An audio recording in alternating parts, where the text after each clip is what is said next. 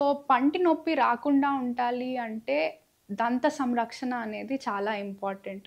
Brushing 2 times a day for 2 minutes is very important. మనము రోజు చేసే పని టూత్ బ్రషింగ్.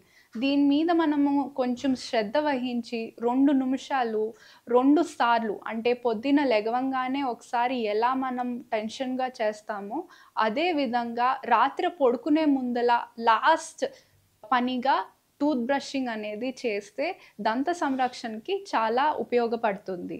తిన్న వెంటనే కొంచెం నీళ్ళు నోట్లో పుక్కిలించి ఒక 30 సెకండ్స్ ఊసేస్తే నోట్లో ఇరుక్కున్న ఫుడ్ పార్టికల్స్ అనేవి పోయే అవకాశం ఉంటుంది కాబట్టి దంత సంరక్షణలో ఇది చాలా ఇంపార్టెంట్ భాగం. అదే కాకుండా కొన్ని అప్లయెన్సెస్ అంటే ఇంటర్‌డెంటల్ ఫ్లాసింగ్ అనేది చేస్తూ ఉన్నప్పుడు పంటి మధ్యలో ఏమైనా పదార్థాలు ఇరుక్కున్నా అవి క్లీన్ అయ్యే అవకాశం ఉంటుంది.